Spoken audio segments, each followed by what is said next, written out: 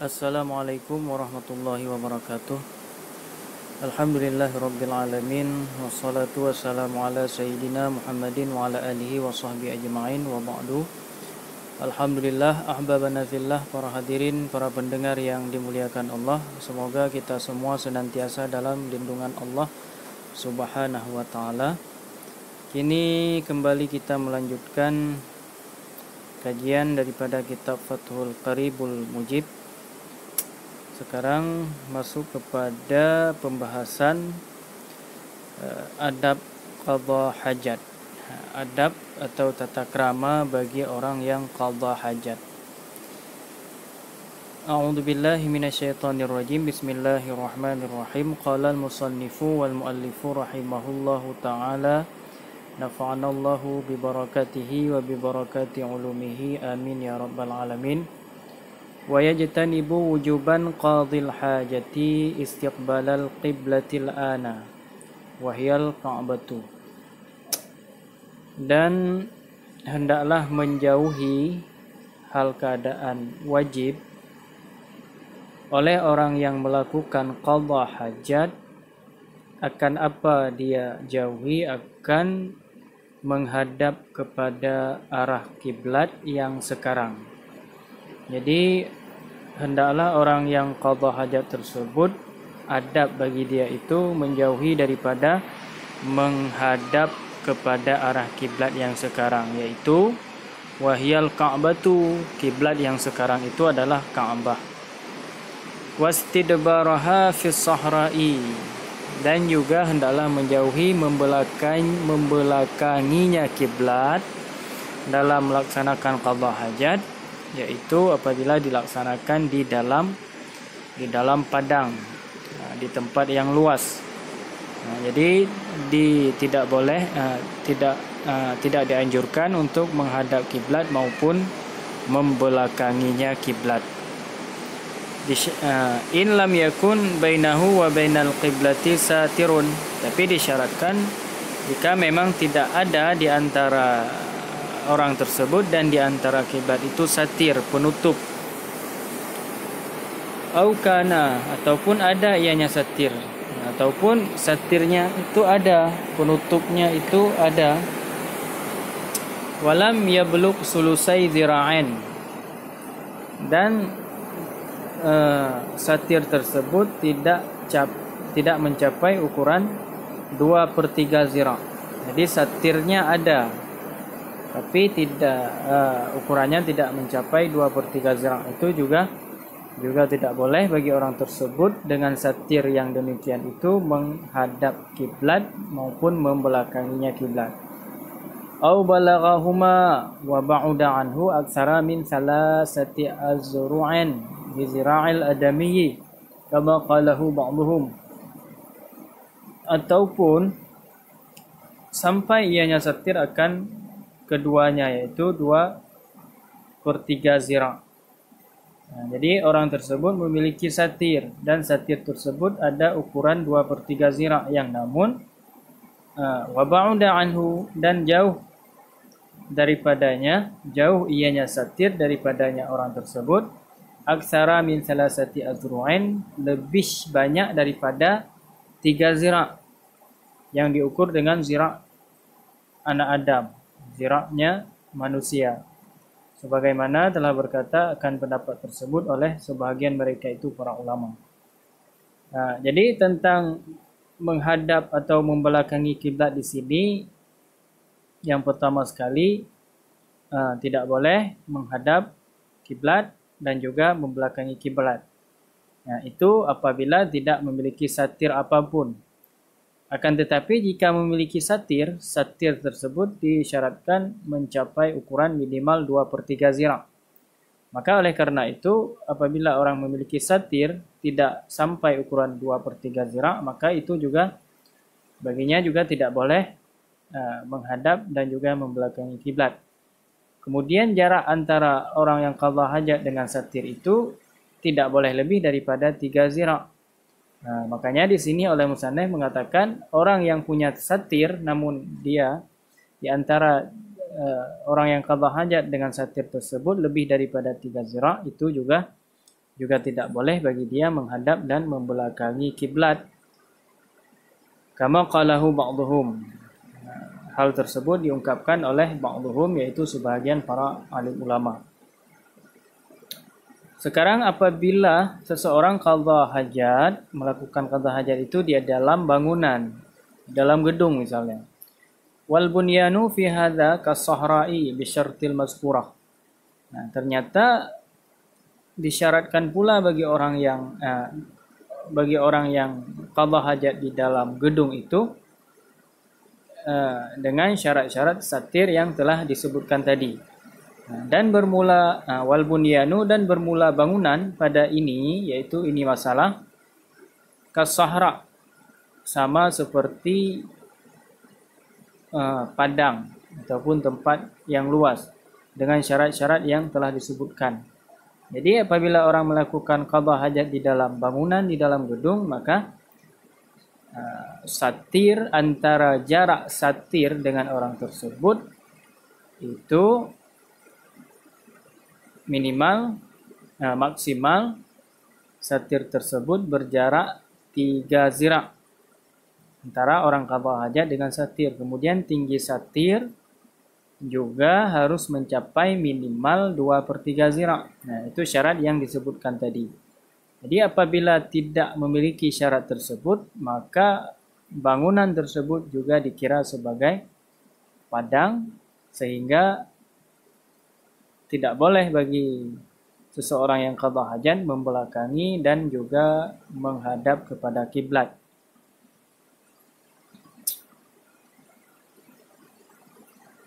Illal bina'al mu'adda li qadha'il hajati, kecuali bangunan yang memang disediakan untuk qadha hajat. Nah, tapi beda di sini.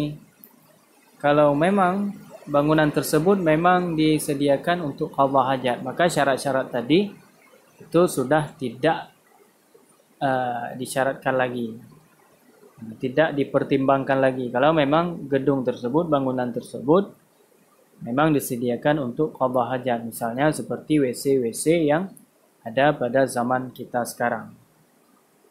Akan tetapi kalau misalnya bukan disediakan untuk qadha hajat, misalnya seseorang itu buang hajat dalam satu ruangan, dalam kamar, ataupun dalam ruang tamu, ataupun dalam gedung lainnya, maka itu disyaratkan syarat satirnya dengan syarat-syarat yang telah disebutkan tadi. Fala hurmata fihi mutlaqan, maka tidak haram padanya secara mutlak.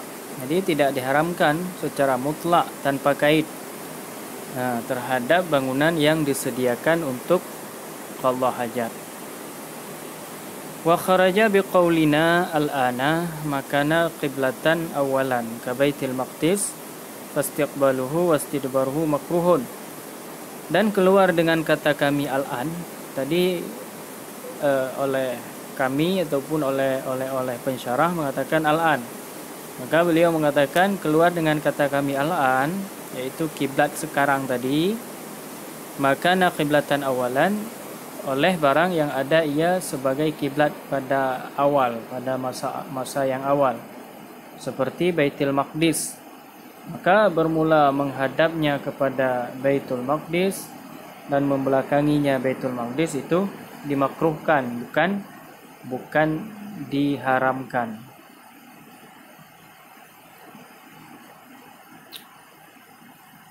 Wa yajtanibu adaban, dan hendaklah menjauhi secara adab. Kalau tadi yang pertama menjauhi karena wajib, artinya kalau melakukan menghadap kepada kiblat, membelakangi kiblat itu haram. Sekarang hendaklah menjauhi adaban karena adab, bukan karena wajib. Qadhil hajati, oleh orang yang qadha hajat, al-baula wal ghaita fil ma'ir rakidi, akan kencing dan berak di dalam air yang tenang. Jadi tidak boleh kencing dan berak di dalam air yang tenang. Itu secara adab ya, bukan secara wajib. Amal jari fayukrahu fil qalili minhu dunal kasir. Adapun air yang mengalir, maka dimakruhkan pada air yang sedikit daripadanya air yang mengalir ketiadaan air yang banyak. Jadi kalau air itu air yang mengalir, maka itu dimakruhkan apabila airnya sedikit tapi mengalir. Itu makruh bagi seseorang membuang hajat, qadha hajat ke dalam air tersebut. Tidak dimakruhkan kalau air yang mengalir yang banyak. Misalnya air sungai mengalir banyak, itu tidak makruh qadha hajat, kencing dan berak di dalamnya. Walakinnal aula ijtinabuhu, akan tetapi yang aula, yang afdalnya menjauhi kencing dan berak di dalam air yang banyak yang mengalir tersebut. Wa bahasan Nawawi tahrimahu fil qalil jariyan aw rakidan. Dan telah membahas oleh Imam Nawawi akan keharamannya kencing dan berak di dalam air yang sedikit yang mengalir ataupun air yang tenang. Jadi Imam Nawawi telah membahas yang bahwa walaupun air itu mengalir tapi airnya sedikit, itu tetap haram, bukan makruh.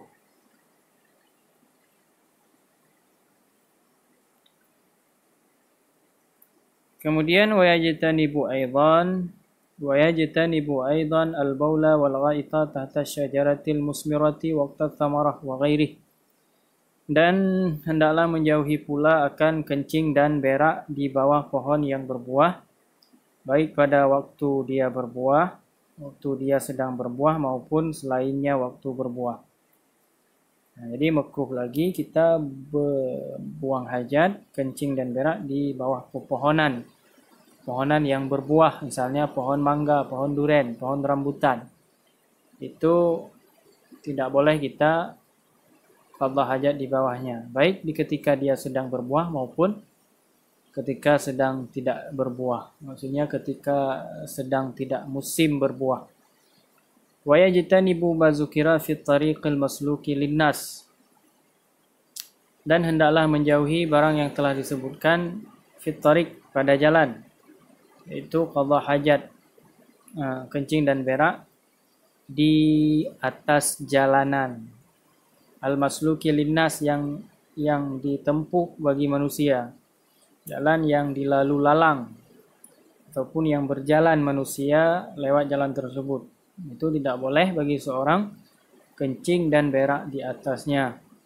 Wa fi mawdi'i dhilli sayfan wa fi mawdi'i syamsi syata'an.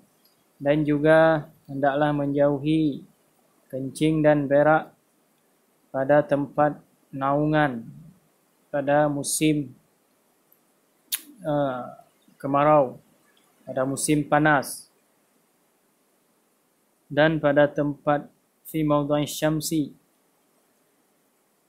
dan juga pada tempat yang terkena cahaya matahari,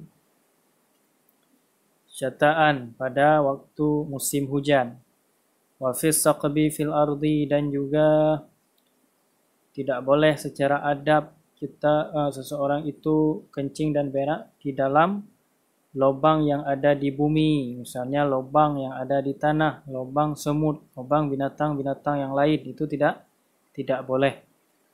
Wa huwan nazilu al-mustadiru. Apa itu? Apa yang dimaksud dengan suqbi? Suqbi itu an-nazilu al-mustadiru, sesuatu yang turun ke dalam bumi yang bentuknya bulat.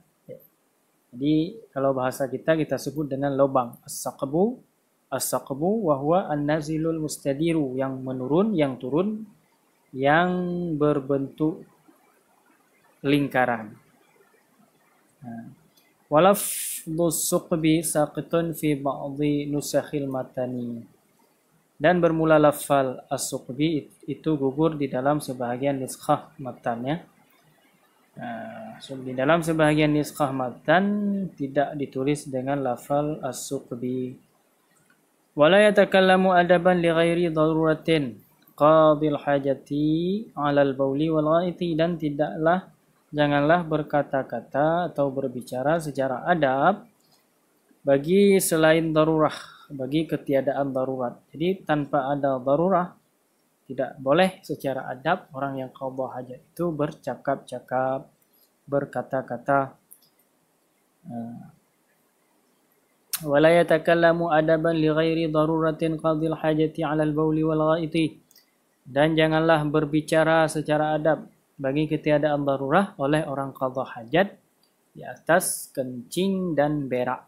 Jadi orang kencing dan berak itu tidak boleh bagi dia secara adab tanpa adanya darurah itu berbicara. Fa in da'a daruratun ilal kalam, maka jika menyeru oleh satu darurah kepada berbicara, kaman ra'a hayatan taqsidu insanan lam yukrihil kalamu hina izin. Contohnya seperti orang yang qadha hajat itu melihat seekor ular ingin menuju atau menggigit seorang manusia.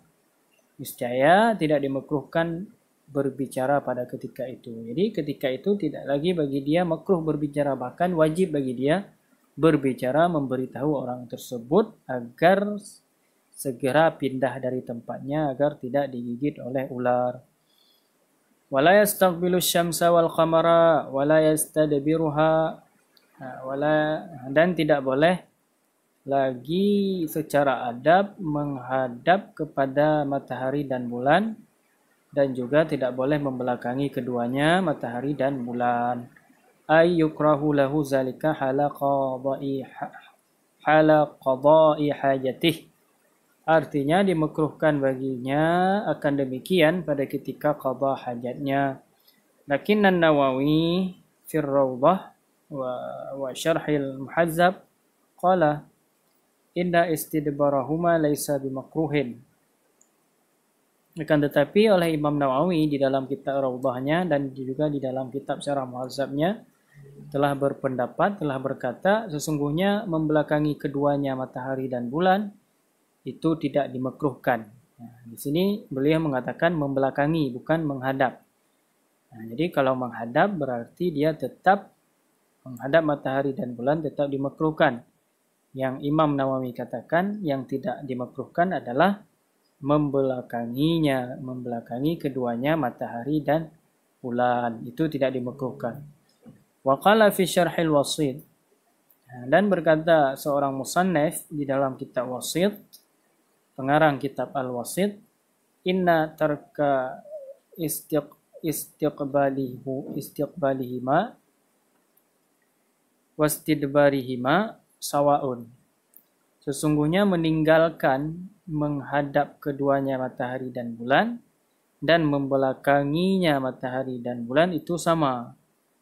Ai fayakunu mubahan, artinya maka ada ia menghadap ataupun membelakanginya itu mubah. Jadi menurut pendapat seorang ulama pengarang kitab Syarah Wasit, jadi tidak ada bedanya meninggalkan menghadap kiblat, membelakangi kiblat, sama saja. Apa maksudnya? Maksudnya adalah fayakunu mubahan, maka hukumnya mubah. Jadi yang dimaksudkan tidak ada hukum makruh. Tapi menghadap ataupun tidaknya, meninggalkannya itu sama, maksudnya mubah. Boleh saja menghadap kepada matahari dan bulan. Wa qala fit tahqiq, dan berkata Imam Nawawi di dalam kitab tahqiqnya, inna kirahata istiqbalihima la aslalaha. Sesungguhnya makruh menghadap keduanya matahari dan bulan la aslalaha, tidak ada dalil baginya. Wa qawluhu wa la yastaqbilu ilah saqitun fi ba'dhin nusakhil matani, dan bermula perkataannya musannaf wa la yastaqbilu hingga akhirnya. Itu gugur di dalam sebahagian niskhah matan, tidak ditulis. Jadi sekian pembahasan kita pada kesempatan yang berbahagia ini. Mudah-mudahan bisa dipahami, bisa dimengerti dan bermanfaat bagi kita semua. Wallahu a'lam bis-shawab.